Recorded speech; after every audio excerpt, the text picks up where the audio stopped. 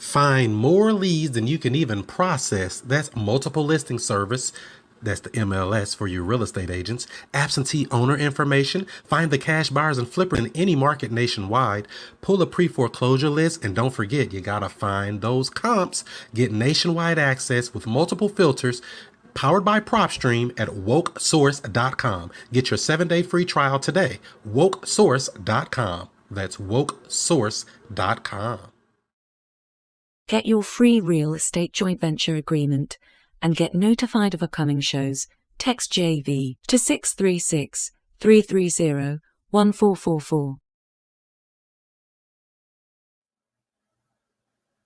Today's broadcast is being brought to you by WokeSkipTracing.com. Look up phone numbers and email addresses with ease, with pricing as low as only 15 cents per match. Not per search, per match.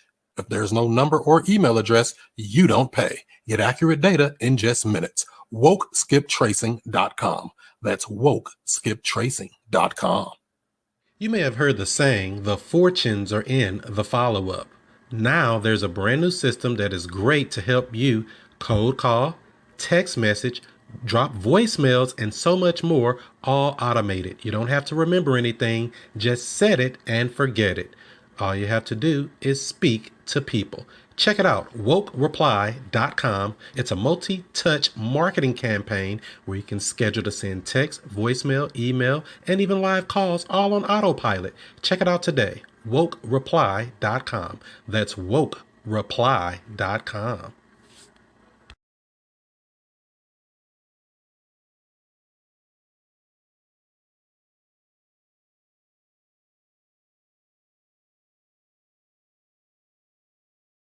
All right, ladies and gentlemen, boys and girls, women and children of all ages, it's about that time. It's Monday Night Raw, real estate style. What's going on, everybody? Hopefully you've been having a great month of April already. April Fool's Day done passed, and all these other days have passed. We're in the spring, and we're about to bring you that thing you love to talk about, which is the real estate. So for people that are just joining in, go ahead. Drop in the comments where you're coming in from. We'll give you a quick shout out before we get started with the show. As tonight, we have a good treat for you. We got my man, Ty, the investor, just closed his first wholesale deal. He's going to come in and break it down. And hopefully you're going to get some jewels, nuggets, gems, and all that other things, value that people think that we give all the time. So you're definitely going to learn something tonight, and hopefully you do it right. So give this video a thumbs up, give it a like, give it a share. It's about that time, y'all. We about to get it popping.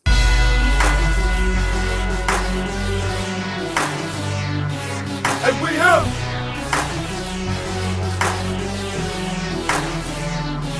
and we have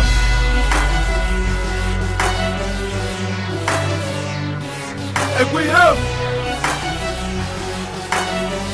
Mr. I Stay Woke, and Mr. I Stay Woke. What's happening? What's happening? What's happening? This is the student master teacher, Mr. I Stay Woke, Chris Monroe, and I'm right back at you with another real estate video. What's going on, family? I see you all tuning in. I see Nina out in California. What up? Anthony saying, let's go. I see you, my man. And then we got somebody on Facebook from Maryland. I see you. Who is this over here? Edward from Chi-Town. I see you. We got people watching over here on Instagram. We got some people listening in on Clubhouse at ChrisMonroeSTL. You know, we making it happen over there. And we on that new app also called Fan Base. Make sure you check that out as well. Gamar over here as well. I see you from New Jersey.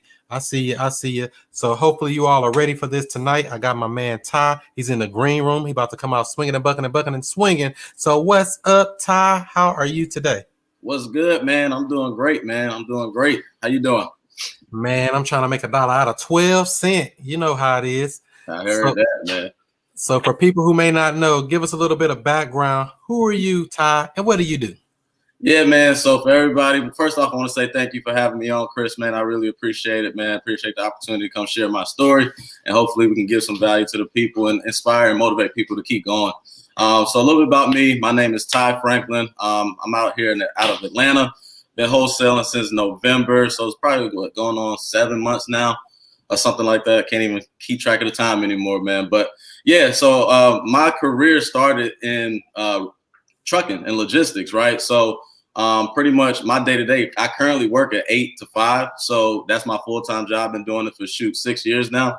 And I get all my experience on the phones and cold calling and talking to people strictly from that. You know what I mean? So I work as a broker, and pretty much what I do is I call $1 million companies to see if I can connect them to trucks, you know, to move their shipments. So cold calling is a skill that I learned from that, and I'm just using it in a different field and a different industry. Most definitely. So great. So you moved from the trucking, dispatching. So what is it that made you kind of start even looking at real estate? What even made you say, man, I think I want to go try that thing? Well, so real estate, man, if you just pay attention to, you know, millionaires, you pay attention to what you really want in life. And the key thing that a lot of millionaires have in common is real estate, right? You want the financial freedom, you want the wealth, and it starts with that. I don't know any other method besides, you know, buying and selling businesses to get to that point. And real estate may be one of the easiest ways or most simplest ways to get into that. And it's so broad. So you just pick and choose what you want to get into. And that's what brought me to it. Great. So so did you like just come across it online or something, or you knew somebody doing the business, or what made you say I really can get in there and do that thing? Yeah, so I think a lot of people start out with it, right? So I'm a researcher, right? I love looking up research on Google. Google's my favorite website. You go on Google, you start looking up stuff. So I thought I was looking up how to get into real estate, and then you know you see people talk about no cash, no credit, and then wholesaling comes up, right? And then you go on YouTube, and then you get sucked down the rabbit hole looking at all of Max Maxwell videos, your videos, the Kong videos, just so many different videos, and you start understanding the concept. And for me, the concept was so similar to what I do in my day-to-day work day. It was like, okay, it's just the same thing, but just a different product. You know what I mean? So I was like, okay, I can do that. That's pretty good. That's easy for me. So that's what made me jump into it, wholesaling specifically. Okay, cool. So when it comes to the straight wholesaling, is that where you want to be at from the beginning, or is this just kind of like a starting point for you?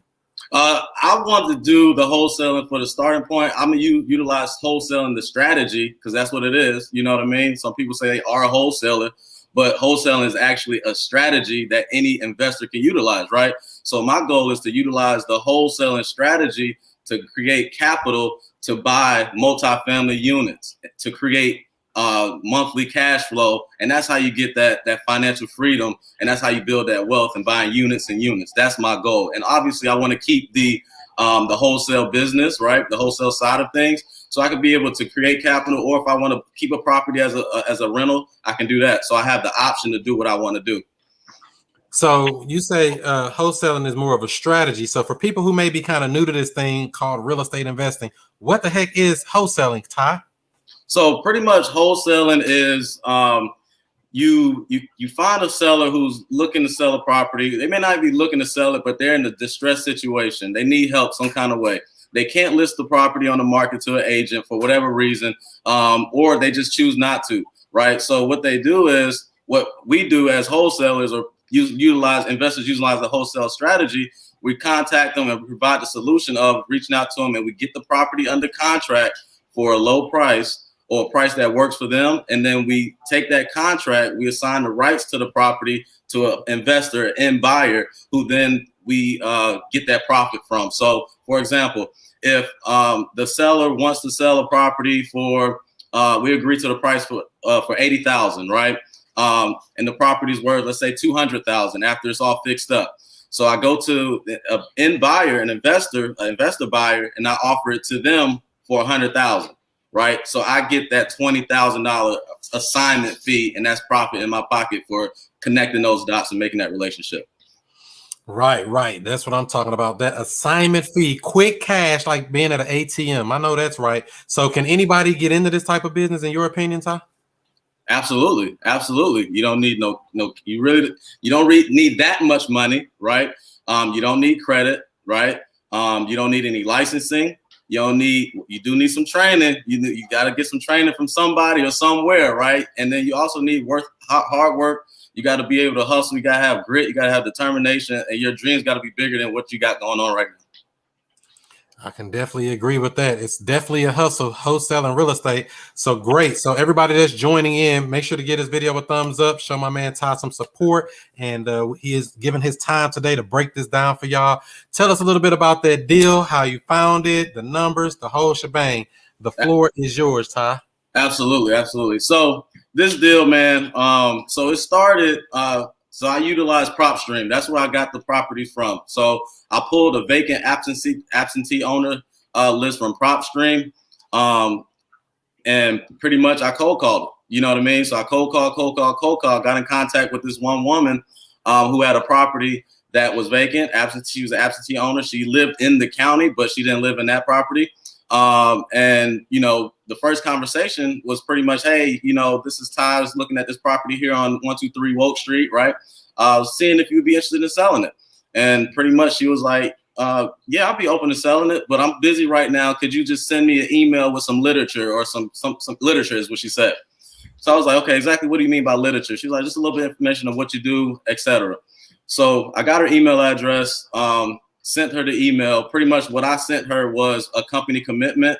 And pretty much on my company commitment, it just pretty much has the services that we provide, the benefits for the sellers, the attorneys that we utilize to make the transactions go, things along those lines, right?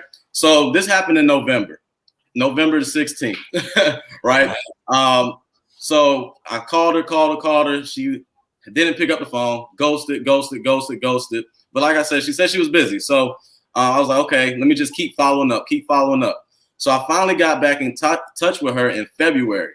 So February, I reached back out, say, hey, Sandra, how you doing? It's Ty. I've been trying to get in contact with you. You've been so busy. I know what you had going on. So we got to build a little rapport there, right? And I was like, you still had that property? You know, I did send you that email. Did you get a chance to look over it? And she was like, yeah, I did. I just been busy, but blah, blah, blah. So got on the phone with her, kind of talked about the property condition, a little bit about the details of the property. And pretty much what she was saying was that she let someone, a family friend of hers, live in that property for a couple years, like paying minimal to no rent. And all she asked was for them to keep the property up, right? And keep right. That's all she asked. So come to find out, they weren't paying any rent at all. And then they end up trashing the property. It was a bad relationship with them. And the property was sitting vacant for like 2 years after that. So that's the story behind why she wanted to sell it. And she just, you know, said she just don't want to be a landlord anymore. You know what I mean? She's not good. She's not built for it. She don't have a tough skin for it, is what she says. So after that phone call, got all the details about that. And then, you know, kind of, you know, told her, hey, let me get back to my partner, see what we can do as far as the price goes. She wasn't completely sure as to how much she wanted for the property or how much the property was worth. So, you know, anytime I'm talking to a seller, my goal is to always get that price first. I use different questions to try to figure that out. But this time she just wasn't having it. She didn't know the number. So I said, okay, cool. So what I did next day, that night, did my research, pulled up some numbers, found a property not too far down the road that sold for about $57,000. And it was like a rehab property. So I saw it on Zillow and saw that the person who bought the property and fixed it up bought it for about $57,000.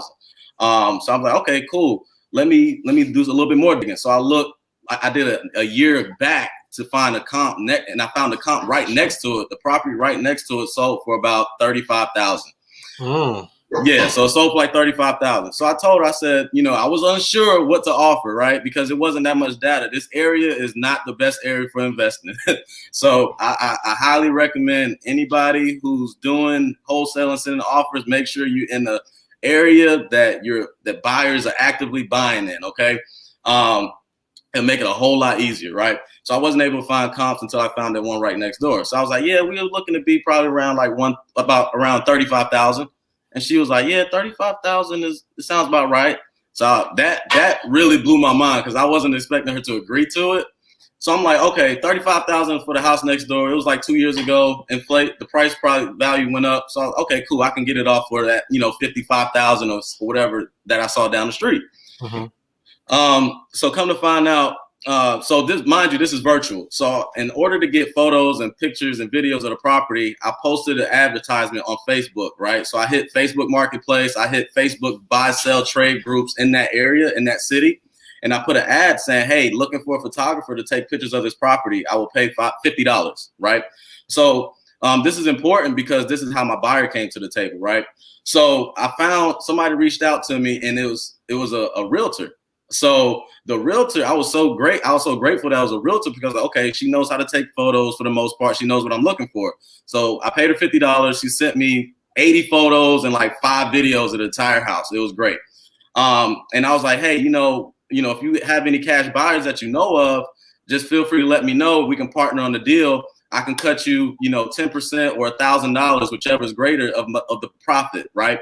And she was like, cool. So she brings a buyer to the table literally like 3 days later. So she had, but she brought the buyer through one of her friend agents, one of her friend realtors, right? If that makes any sense. So a friend of hers, which is a realtor, actually was connected to the buyer. So what happened was it was a lot of miscommunication between myself, her realtor, and that buyer. She ended up backing out, right? So the reason why she backed out, she was feeling sick. I think she said she had COVID and she wasn't able to deal with it. And plus, she wasn't sure on how to work with a wholesaler, but the realtor guy was. So she backed out, gave me his information. I called him, and we was on the same page, and we was in alignment to get this thing done. So he brought the buyer to the table. Pretty much we closed it in about, I would say, 32 days. It had to got pushed back for, the title was clear and everything, but it got pushed back due to the buyer miscommunication on the exact closing date, him being out of town, him wanting to be there to sign, blase, right? So the numbers was this: we got it under contract for $35,000 with the seller. He brought his buyer to the table for $39,000.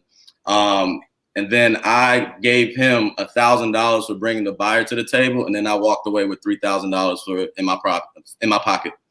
So you said the real estate agent got $1,000, and the other agent didn't get anything, I guess. No, the first initial agent didn't get anything. So they just walked away and let the money go. She let it go, and I said, I'll give you a little something for finding. She was like, no, I'm good. I was like, okay, cool.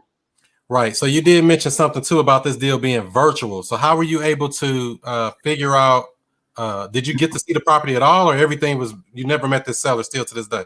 Well, I did go to see it because I wanted to. It was my first deal, right? The property was literally like 2 hours away from my house.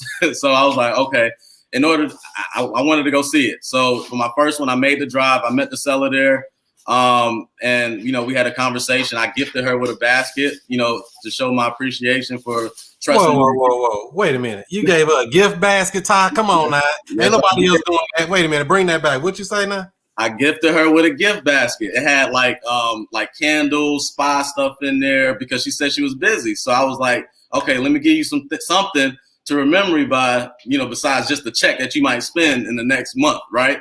So I gave her a gift basket. It had like some spa stuff in there, some smell goods, candles, all types of stuff in there because she said she was busy. So I picked up on that thing that she was talking about when we was building rapport and utilized that to provide a gift for her at the end of the closing. Wow. So you stood out. So were there other people trying to buy her property at the same time, or just you? Yeah, there was other people. She said she got some postcards in the mail, and she said some people had called her, but they didn't follow up. They didn't stay on top of her. They didn't even give her an offer. So she was like, she was going to call them back until I called her and gave her an offer, and she'd agree with it, and it worked for her. So, we took off.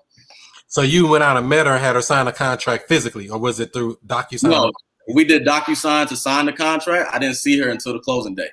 Okay, so you did get to meet her on closing. Okay, yep. So but you got the whole deal wrapped up from smooth talking on the phone from home.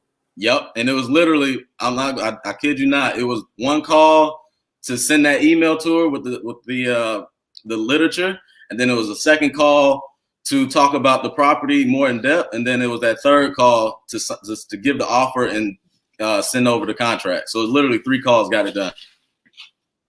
So you had a real estate agent get in there. How were you able to get inside the property before you for that real estate agent to get in? Was it open or a lockbox? Yeah, it was open. It was open. The property, like I said, it was been vacant and it was already open. And like the back door was open, so they was able to walk in there, take pictures, take videos, and send it to me on my Google Drive.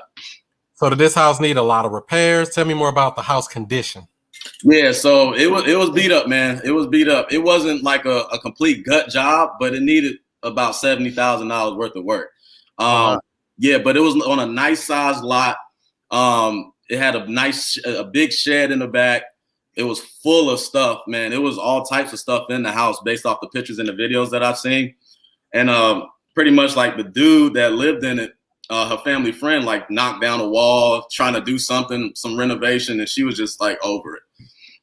Now that's craziness. So for people who are just jumping in, I'm on with Ty, the investor. He's telling us about his first real estate wholesale deal. If you're listening on over here on the Clubhouse, or you're listening over here on Instagram, if you want the full experience, hop on over to the YouTube channel at ChrisMonroeSTL. And for people that are watching here, go ahead and give this video a thumbs up, give it a like, give it a share. And if you have questions about any of this stuff he's talking about, drop it in the comments. We'll try to get it answered for you before we get ending up with the show. So now, Ty, what made you learn this thing about separating yourself from the competition, doing these gift baskets and all that stuff? Where'd you learn it at? It's just me, you know what I mean? Like, I just want to add extra, you know what I mean? Sometimes I like to do the most, right? So I want to, leave a lasting impression on people that I help out, like, especially when it comes to something like that. And I've closed on a house before, and I know when people buy properties, or if I were to buy property, right, and I got an agent that's representing me on the purchase of my property, they're going to give me a gift. So I just applied the same thing with the wholesale situation. I'm going to give my seller a gift as well when they make the transaction. You know what I mean? Because that's, it's just a sign of gratitude. You know what I mean? I know that's right. And so this house was vacant for years. You found this home. How did you find her again? Via PropStream. So you pulled the list. Okay. You pulled the list. You called her up. She said, yeah, I'd like to sell it. You played a little cat and mouse, finally got it under contract, made the deal get to the finish line. Do you feel like that you learned anything through this process while you went through it? What do you feel like you learned through it? Absolutely. Absolutely. So the key lesson that I learned is if you're dealing with someone else that's bringing a buyer to the table, you want to be in direct contact with that buyer. You know what I mean? Because it eliminates all the confusion of when's the closing date, what's going on, and you're up to date as to what's happening. So it was times where I had to reach out to the realtor to find out what was going on with the buyer, and he wouldn't respond like I needed him to, right? So if I would have eliminated him and go directly to the buyer, I'll be able to have that connection and be in more control of the situation instead of sitting in limbo trying to figure out what's going on. Yeah, that's why a lot of companies that go a little bigger end up setting up a transaction coordinator for those problems, because that communication while you're in escrow, people fall off the face of the earth. You'd be like, oh, what's going on? They'd be like, oh no, I'm not selling anymore. Right. Like, what do you mean we're in escrow? All types of silly stuff can happen. So you really have to touch base with these people while you're in that thing that my guy Jerry calls the marriage. What up, Jerry? He over here listening on Clubhouse. So yes, most definitely. So you learned that. And what else did you learn? You learn anything else you want to try to change in the future on your next deal? Well, I want to, so going forward, like just to make sure your numbers are right when you sending out your offer, like guarantee yourself and that the numbers make sense. You know what I mean? You don't want to, because I had to go back and try to renegotiate with her and she wasn't having it. Right. Really? Yeah. I had to go back and try to renegotiate it because I had people reaching out and they wanted 25,000. They wanted to pay, 30,000. I had it under contract for 35. So it wasn't going to happen. This is all before the realtor actually brought the buyer to the table. So I tried to make an attempt to kind of negotiate with her to see if she would, come down on the price. Cause I was a little worried that, damn, all these people, they shooting under what I got it under contract for is not a deal. Right. So I tried to make an attempt to renegotiate with her. She wasn't having it. She was just like, well, if you can't do what you said you were going to do, then I'm going to just find somebody else to do it. And I was like, no. I was just checking. What I'm going to do is I'm going to send another contractor in there to see if we can get the rehab costs a little bit lower. Give me a day or two, and then I'll let you know where we at from there. And then that day or two, that's when the realtor brought the buyer to the table. So we were good. Hey, that's how my first one was too. It came down to the wire. I thought I wasn't gonna make it, but hey, somehow you get there. You just keep hope alive, right? Yep. Keep working. That's right. What's up, Shatera? Thanks for that super chat on YouTube. I appreciate that. Let's see. Somebody had a question here. Low Key Callan TV or Low Key Kalen TV says, "Congrats. Where was this property at, Ty?" Yeah, this property was in Hogansville, Georgia, like north of LaGrange, south of Noonan. So it's like in the middle of nowhere, very small town, Hogansville, Georgia. I know that's right. So in the middle of nowhere. Yeah. In the sticks. In the sticks, yeah. Missy wants to know, what call system are you using to call your leads one at a time, or are you using a dialer? Okay, yeah. So I was utilizing batch dialer. That's the call system I was using. But there's plenty of them out there. Just whatever fits you, whatever you're comfortable with, whatever user interface sits you well. You can use those. I know that's right. Cool. Let's see here. We got a troll in here doing some stuff, but never mind. We're going to ignore him. Let's see. Can you pull this off if you don't have a company? They want to know. Absolutely. So I didn't start my company until I got my first deal. That was my goal. My goal was not to buy LLC, not to buy business cards, not to buy merchandise, not to buy anything until I closed my first deal. And that's what kind of pushed me to go a little bit harder, because that's what I want. And then when I'm taking my money now to invest it into the basis of that business, right? The foundation, the LLCs, the merchandise, the business cards, reinvesting back into buying more data, right? So that's what I'm doing. So you don't need a company to pull this off. But I highly suggest that after your first couple transactions that you get your LLC and start utilizing your LLC so you can protect yourself, from anything that goes on. If anybody was to sue you, right? You want them to sue the LLC and not your personal self. Most definitely, because there's people out here teaching and preaching. Run out and get you an LLC and go get an office and go get a website and go get I tell them go get a deal. Hell, go get a deal. All that other stuff. So right. Yeah, most definitely. Let's see here. Oh, nope, not that guy. Low Key says, "What up?" All right, appreciate the love. All right, let's see. Devin says, "Can you give us the details of the list you pulled? I know you said absentee owner. Were there any other filters you put in there to get that list?" Yeah, it was vacant, absentee owner, own 2 or more properties, right? And also it was 70% or more equity. So you chose the equity and you wanted to make sure they had 2 or more. Why did you do the 2 or more properties? Because if you have multiple properties and then one is vacant, right?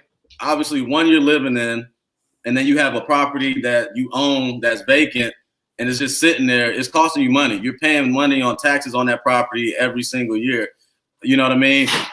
Instead of somebody, if it's rented out, then obviously you're getting money from the tenants. But if it's vacant, it's just sitting there and it's costing you money. It's a liability. It's not an asset at that point.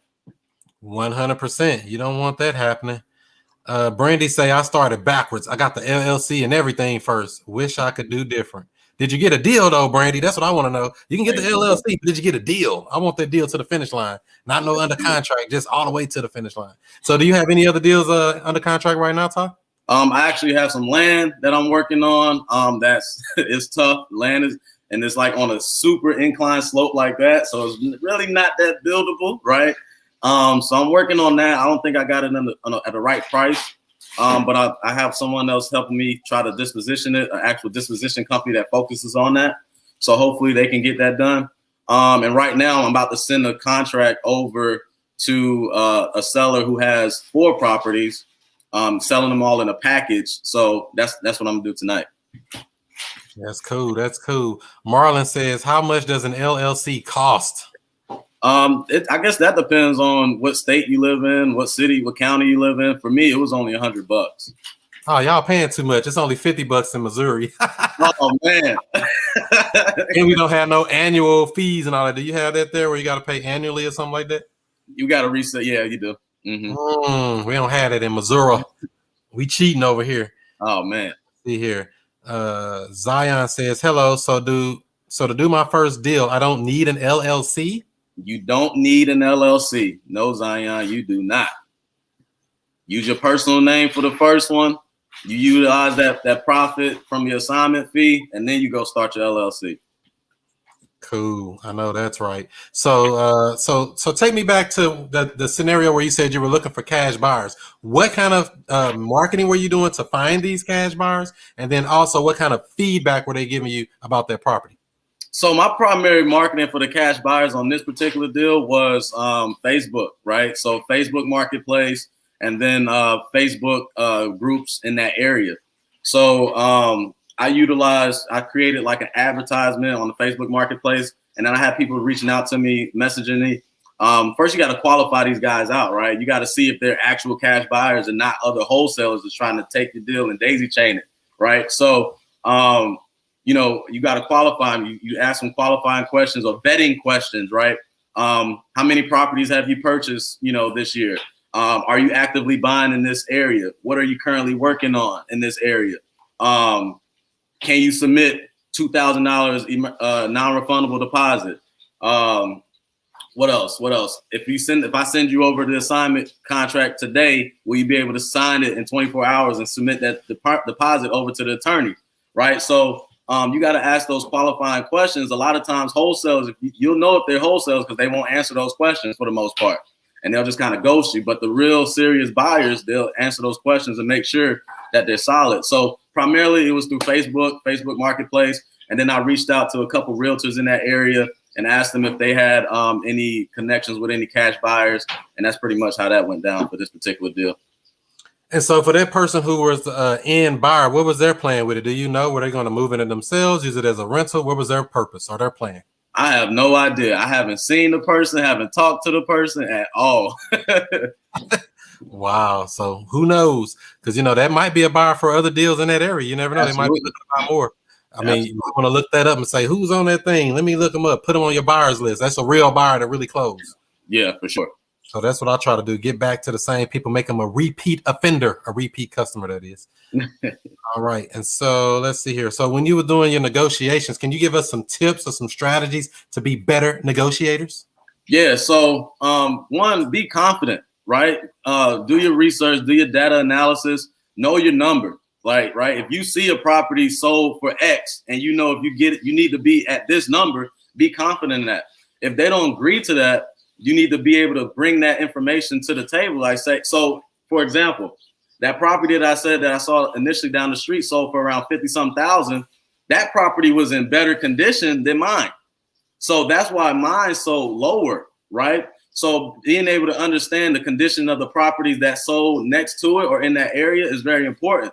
So for my case, the property that sold for 35,000, it was literally right next door. So when I told her that, she was like, okay, 35,000 is what I can get for it, right? And that was a mistake that I made because I just threw it out there. He who says a number first loses. Exactly. So I learned that, right? So just being able to understand the market, understanding the other comparables in that area. If you're looking at the cash comps, right, you need to understand exactly if those properties match up as far as bedrooms, bathrooms, square footage, garage, no garage, condition, how beat up was it? Was it gutted? Did it just need cosmetic? Was the roof messed up? So when you're negotiating, you can bring all those things to the table. So you can say, hey, Mr. Seller, so I'm looking at this property 124 Main Street. It sold for, it sold for 35,000, but it had, a garage on it. It had new bathrooms or redone bathrooms. So for your property, we're going to need to be at about 20,000. You know what I mean? So being able to provide the data, provide the information when it comes to that. Also, what can help on the negotiation, let's say if you have to renegotiate with the seller, you can utilize your contractors, right, as leverage, right? Say, hey, so Mr. Seller, we walked with the property. Because this is what I did, right? We walked the property. Looks like it's going to need a little bit more repairs than what we initially expected or anticipated, right? So, you told us that this needed to work, this needed work, but looks like the whole house needed a lot more work. So we'll need to come down to X price, right? Whatever that number might be. So that's what, the key with negotiating is making sure you bring concrete data, information, evidence on why you need to get that price lower. That helps the most. It does, for sure. I agree with that. Now, why do you think that lady said that she's not going any lower and she's not playing no comeback stuff? She was stuck on that number. What made her so locked in solid on that $35,000 offer? Like I said, I think it's when I told her that the house right next door sold for $35,000. That's what happened. Because as soon as I blurted it out, she was like, "Yeah, $35,000." Oh, wow. So you put that number in her head. You planted it there. Yeah, I did. 25,000. Don't do it, people. Don't do it. If you're gonna do it low. Go low. And then another tip is give a range. I never give a solid number. I don't know, around 20 to 25, somewhere in that range. I mean, what do you think? Yep. Boom. Let them tell you, oh, well, 25 too low. Well, I don't know. I'd like the 25 better, even though I know I would have went higher. But, I like to give a range. I never want to be too concrete with these people. They always try to put you in a box and make you locked in. So most definitely, Ty. So cool. Let me see. Did y'all have any other questions on here? Let me see what we got here. Great commentary. Al Lavelle says, thank you, on Facebook. Let's see here. They say, should I get a new list or maybe just in a bad area? I'm based in Arizona. I guess it's a part of a second question. Let's see here. They want to know. I'll come back to that because I can't understand what that question is. Can you make that into a full question and we can try that again? That is the question I have. How to know if they are not wholesalers and how to spot scammers on Craigslist. Yeah, like exactly what I was saying. Like you got to vet them out. You got to ask them questions like, what current projects are you working on now? Because that helps too. Like if they're actively doing stuff, then they'll let you know, right? How often are you buying in this area? Have you bought in this area before? Can you submit the $2,000 non-refundable earnest money deposit? Non-refundable, right? They can't get that back. And that'll let you know if they can do that they're serious because they're submitting that money to the attorney or to the title company with anticipations of buying the property, right? They're committed to it. And that's pretty much it. And then if they can submit that within 24 hours of signing the assignment agreement, those are the ones I utilize for the most part. 100%. So another thing I do, I don't even say nothing about that non-refundable. I ask them, how much can you put towards the non-refundable? I've had to put 5,000, 10,000, more. Hey, the more skin they put in the game, the less chance they're gonna flake out. And you got a real person. Somebody come drop you 5,000 hard, 10,000 hard. They're not gonna back out, whether their financing go wrong or what. It's non-refundable. They know that. And we don't qualify anything to say, we know you're going to get financed. So that just I try not to say too many numbers with people. It's just best practice in my opinion. Yeah, I agree. Because sometimes people start talking more and they say more than what you expected, than what you were going to say. Right. Yeah. And you win. They be like, you say, what? You got to keep a straight face. I ain't know you're going to put that much. Okay. Mm-hmm. So cool. Let's see here. I was in the clubhouse room. I'm in Springfield looking to partner up. All right, shoot me an email. What is my email? Contact. I don't know what my email is. I'll get it up for you in a second. I got so many of them. How you come up with an LLC name, Ty?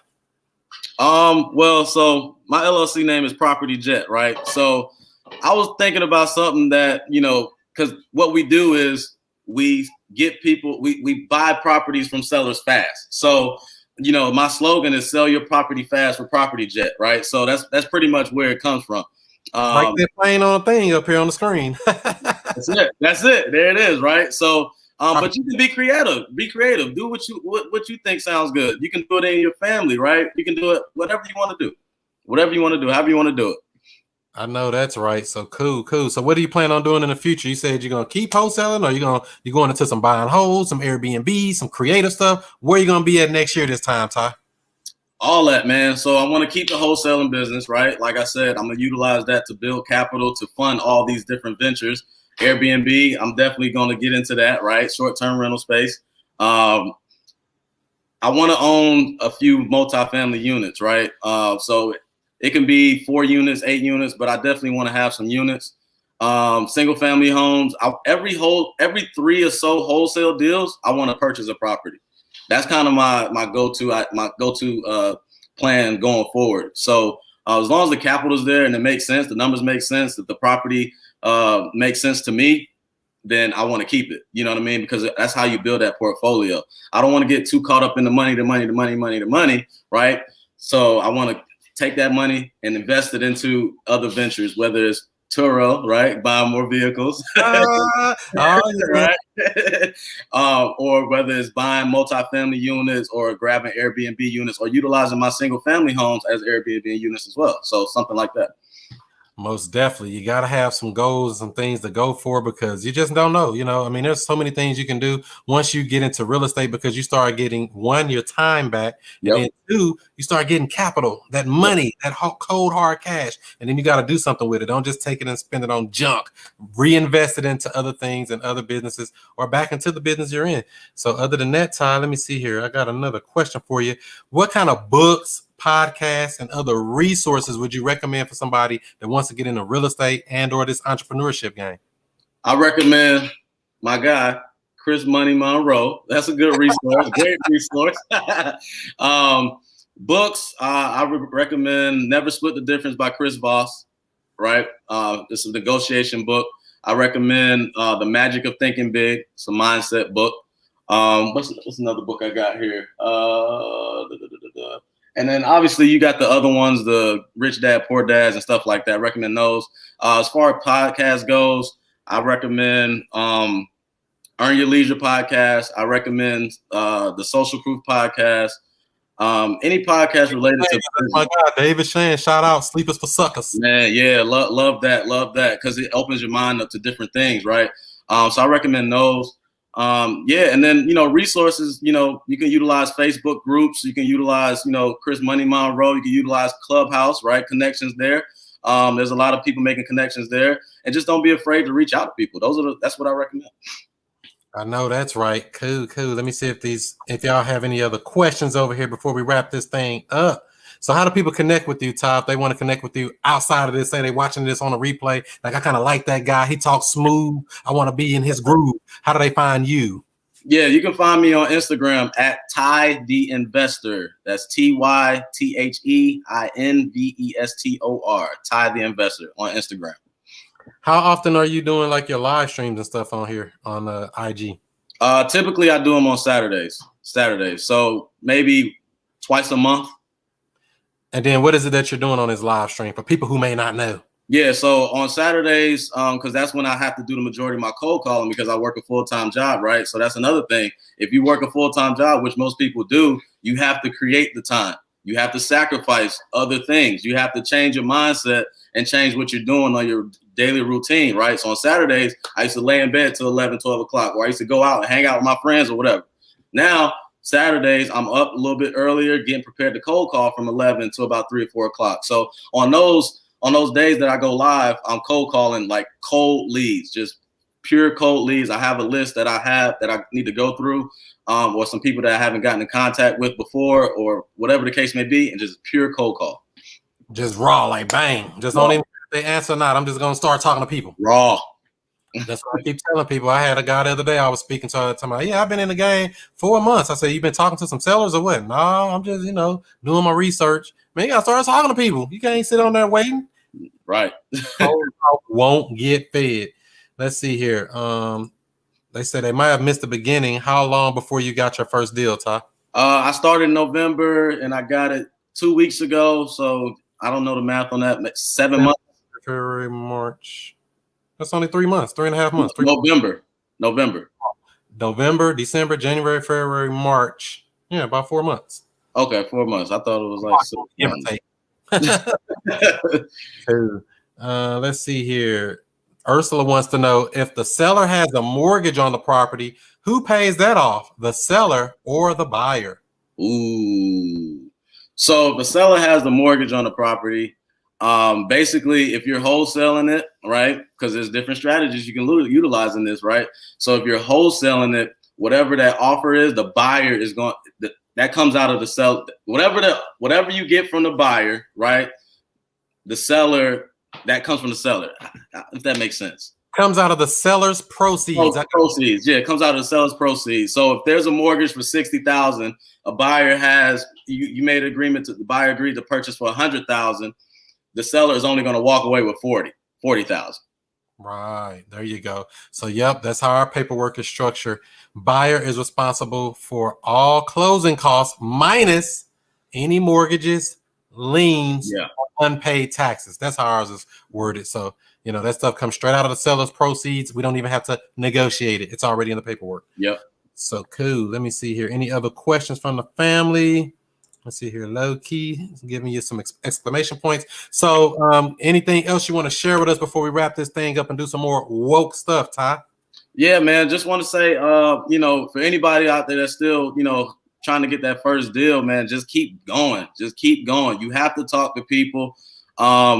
Pick 1 or 2 forms of marketing. Don't do everything. Don't do everything because you're going to spread yourself too thin. Everybody's doing something different. Every person that you look at on YouTube or you hear on Clubhouse or Instagram, they're doing something completely different. So don't get caught up in that. Do what works for you. If you're seeing success and results from, you know, bandit signs, keep doing that because that's working in your area.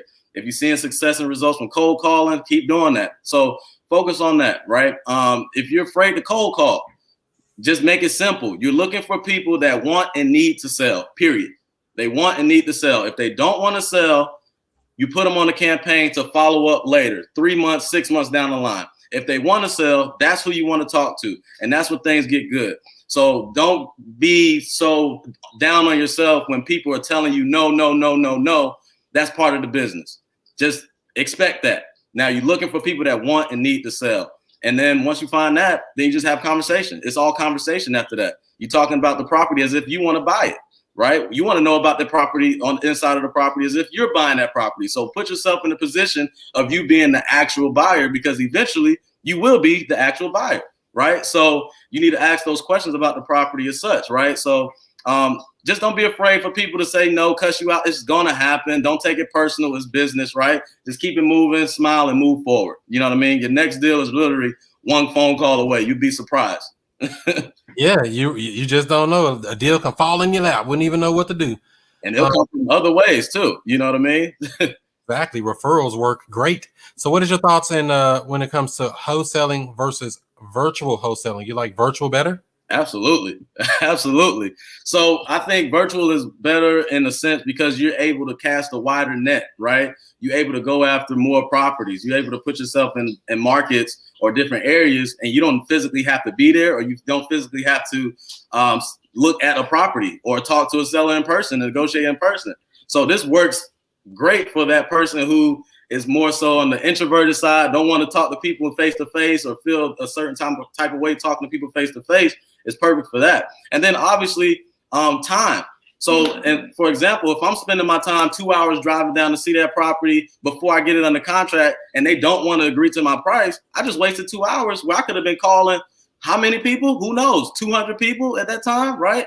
So, you know, it's a virtual wholesaling is definitely more beneficial to me, and I think it's the best in my opinion. Yeah, I can't say it no better than that. I did my first 3 deals virtually, never met those people. And, you know, a lot of people say, you got to run out to the house. You got to run and do this. You don't have to do nothing but make that deal get to the finish line, whatever it takes for that. If that takes going to the property, if that takes going to their job, if that takes going to wherever they're at to make it happen, do that. But don't get stuck in a box. So definitely for sure there. Let's see. Derek says, oh, man, will there be a replay of this? Yes, there is, Derek. Make sure to smash the like button. Give this video a thumbs up. Give it a like. Give it a share. Leave a little smart comment in the bottom. Let my guy Ty know that you appreciate the value he dropped today. And everything should be good. So, yeah, it'll be definitely a replay here. Any other comments, Ty? That's about it. But another thing is like mindset, right? You got to work on your mindset, you know, sometimes, and you got to work on your personal development every single day. So like what entertains you trains you, right? So if you're looking at the Real Housewives of Atlanta and all this stuff all day, then that's not going to help you to your personal development. You need to be looking at podcasts. You need to be indulging in information that's going to benefit you. You need to be working on your mindset, right? To keep you sharp, to keep you fresh, to help you grow, right? To get you better. Because starting out this wholesaling thing, a lot of people, you start out on your own. Your initial circle. Your initial circle is not going to understand what the heck you're trying to do. And you can't have conversation with those people. A lot of times these people, they may doubt you. They may be your friend, your family member. They may not understand the struggle that you're going through. So you have to be able to build your mindset and be able to grow mentally so you can push through all that, right? And move forward and achieve your goal because this is possible. It really is possible. You know what I mean? It's legit. It's no game. It's no fluff. Like if you put in the work, you put in the time, you put in the effort, and you stay focused and you sacrifice, you'll be able to make it. I promise you. I guarantee it. You just got to stay grounded, keep your head in the ground, and keep grinding every single day. Do something every single day.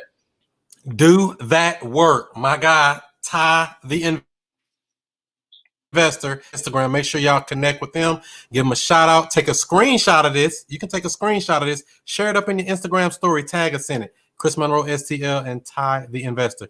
Thanks again, Ty, for coming on and sharing your story. We appreciate you, and you're gonna do great things, man. I can see you out here. You're gonna kill it in 2021 and 2022 and beyond.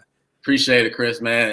I can't do it without you, man. Like, I give credit to everybody that I looked at, videos that I looked at, information that you've given on Clubhouse, all that knowledge, all that information. I applied it, man. So I really appreciate you, Jerry, everybody from Clubhouse, Instagram, and YouTube for all the information that you guys put out, because it's really helpful and beneficial to everybody in the world, man. So I appreciate you for that, man, for sure. Most definitely. I think Jerry heard you. He's over here listening on Clubhouse, aka Deal Closing Mentor. So, yep, big shouts out to him. And thanks again, Ty. We appreciate it, man. Have a good one, man. Appreciate it. So that's how we do it, family, right here on Monday Night Raw, real estate style. This is the Woke Real Estate Podcast. If you're listening on the podcast version, give this a 5-star rating. Not 2, not 3, not 4, but 5-star rating. If you're listening here on Instagram or you're listening on YouTube, give it a thumbs up. Give it a like, give it a share, leave your little comments in the bottom. Let us know you've seen it. You came in late. You can watch the replay from the beginning.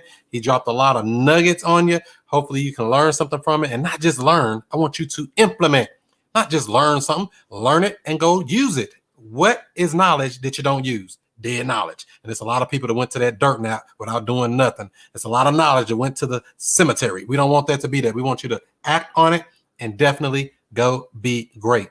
Don't forget to follow me on all social media outlets at ChrisMonroeSTL.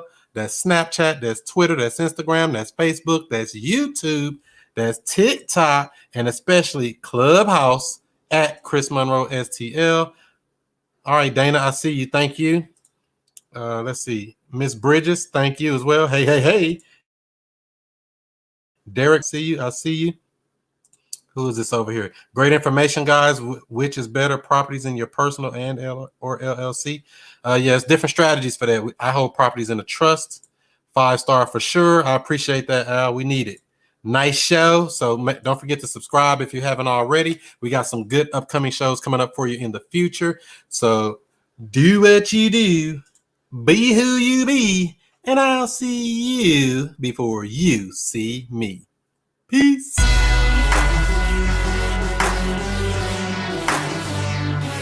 And we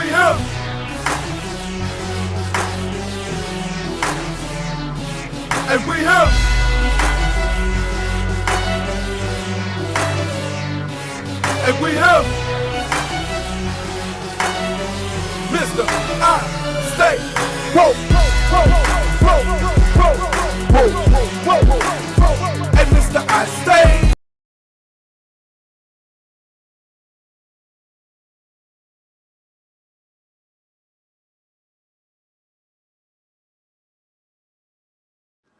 Find more leads than you can even process. That's multiple listing service.